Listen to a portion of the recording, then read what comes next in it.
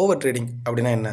ஒரு ட்ரேடர் ஒரு மாதம் நம்பர் ஆஃப் ட்ரேட்ஸ் எத்தனை அப்படிங்கிறத ஃபிக்ஸ் பண்ணணும். அப்படி இல்லைனா நம்பர் ஆஃப் பர்சன்டேஜ் எவ்வளோங்கிறத ஃபிக்ஸ் பண்ணணும். உதாரணத்தை அவர்கிட்ட ₹1,00,000 இருக்குது. ஸோ என்னோடய ப்ராஃபிட் மந்த்லி 20% அப்படிங்கிறத அவர் ஃபிக்ஸ் பண்ணலாம். அப்படி இல்லைனா நம்பர் ஆஃப் ட்ரேட்ஸ் ஒரு 6 அப்படிங்கிறத ஃபிக்ஸ் பண்ணலாம். ஒன்ஸ் அவர் டார்கெட் அச்சீவ் பண்ணதுக்கப்புறம் இப்போ அவரோட அக்கௌண்ட்டில் 1,20,000 இருக்குதா, ₹20,000 ப்ராஃபிட். அந்த 20,000த்தில் 10,000 மட்டும் எடுத்து அவர் ட்ரேட் பண்ணலாம். ஸோ அப்போ 2 கண்டிஷன் நடக்கலாம். ஒன்று, அந்த 10,000 லாஸ் ஆச்சுன்னா ஒரு 15,000 ஓவரால் ப்ராஃபிட் அந்த மந்தில் அவர் க்ளோஸ் பண்ணிக்கலாம். அப்படி இல்லைனா ஒரு ₹4,000 5,000 எக்ஸ்ட்ரா ப்ராஃபிட்ஸ் அப்படின்னு சொல்லிட்டு 25,000 ப்ராஃபிட்டை க்ளோஸ் பண்ணிக்கலாம். இந்த ரெண்டுமே இல்லாமல் அவர் மறுபடியும் ₹1,00,000 கேபிட்டல் வச்சு ட்ரேட் பண்ணார்னா கண்டிப்பாக அது மந்தோட எண்டில் லாஸ்ட்டில் தான் போய் முடியும்.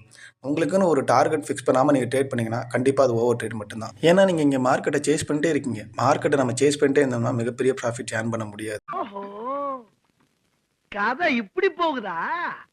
அவனை சொல்லி நிறுத்துங்களேன்டா. அவன் நிறுத்துற அந்த லூசுக்கு மட்டும் வந்துட்டே இருக்கான் போடுறா.